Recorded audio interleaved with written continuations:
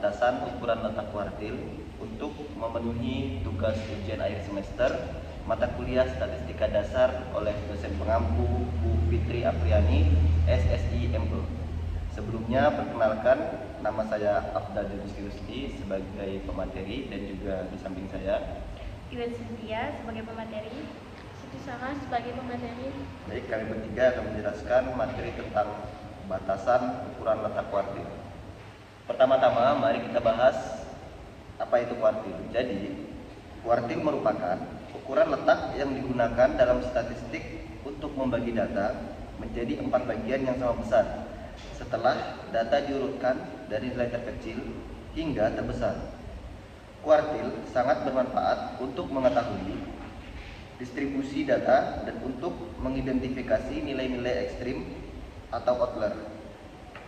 Kuartil terdiri dari 3 nilai utama. Yang pertama, kuartil 1, yaitu membagi 25% data pertama dengan 75% sisanya. Yang kedua, yaitu kuartil 2, juga dikenal sebagai median, yaitu membagi data menjadi 2 bagian yang sama besar. Dan yang ketiga, yaitu kuartil 3, yaitu membagi 75% data pertama dengan 25% sisanya. Dengan demikian, kuartil membantu dalam menyusun deskripsi data yang lebih lengkap daripada hanya menggunakan nilai tengah, seperti rata-rata atau median. Baik, selanjutnya kita akan bahas tentang jenis-jenis kuartil. Terdapat 3 jenis kuartil utama dalam analisis data. Kuartil pertama adalah nilai yang membagi 25% data terkecil dari sisanya. Ini merupakan nilai tengah dari setengah bagian bawah data. Kuartil kedua adalah median, yaitu nilai tengah dari seluruh data ini adalah nilai yang membagi data menjadi 2 bagian yang sama besar. Kuartil ketiga adalah nilai yang membagi 75 data terkecil dari 25 data sisanya. Ini merupakan nilai tengah dari setengah bagian atas data. Baiklah, selanjutnya kita akan membahas fungsi dan manfaat kuartil. Yang pertama, mengetahui distribusi data. Kuartil membantu menggambarkan bagaimana data tersebar, apakah simetris atau tidak. Yang kedua, mendeteksi nilai ekstrim. Dengan mengetahui kuartil 1 dan kuartil 3, kita bisa menentukan batas pancilan menggunakan rumus interkuartil.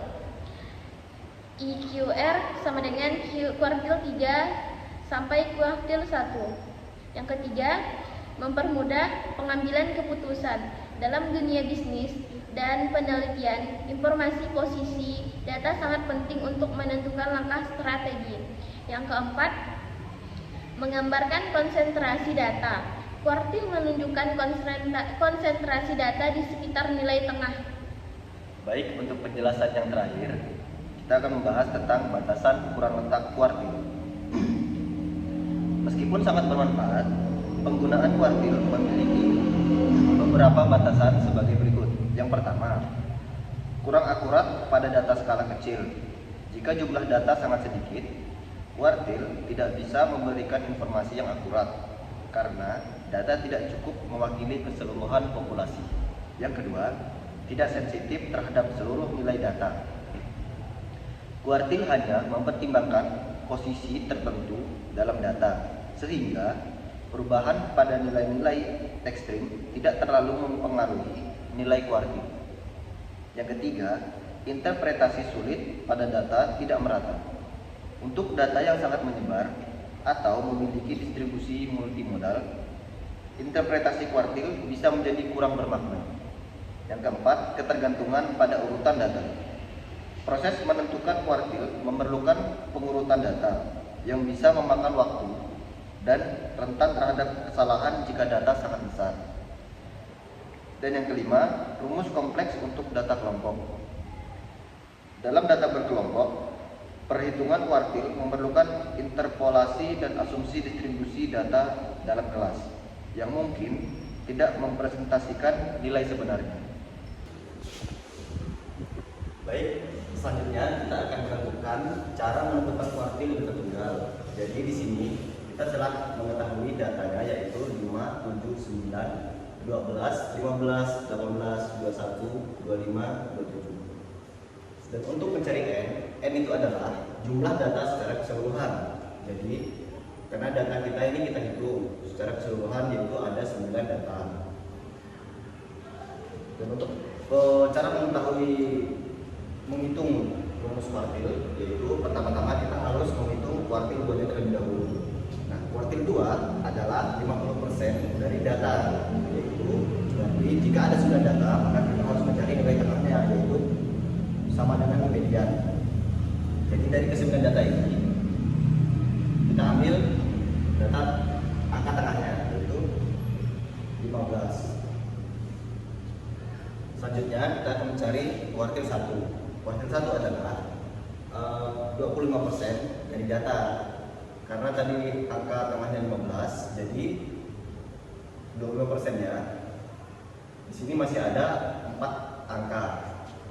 Jadi untuk nilai tengahnya itu antara 7 dan 9. Jadi Q1 adalah 7 ditambah 9 dibagi 2, yaitu sama dengan 8. Selanjutnya kita akan mencari kuartil 3. Kuartil 3 adalah 75% dari data, yaitu yang dimana di sini di belakang 15 ada 4 angka.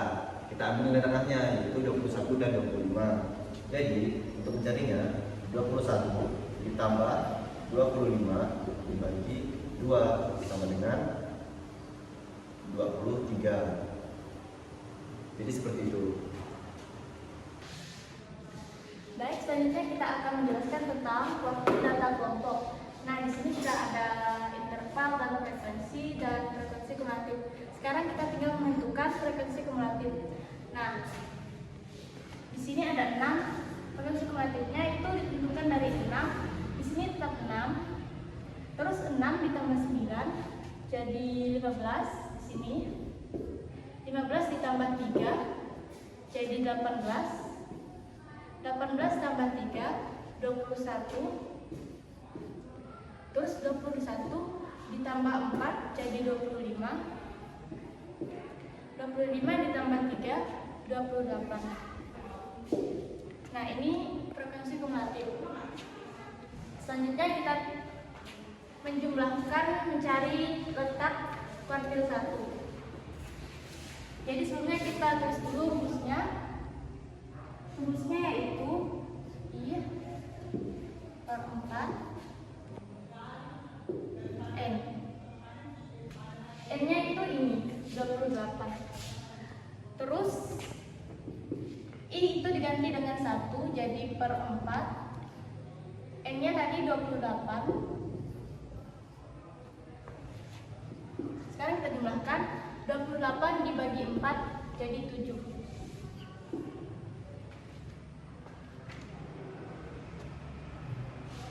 Selanjutnya kita cari TB1. TB1 yaitu tepi bawah kuartil ke-1. Itu cari di sini. Yaitu TB-nya 25.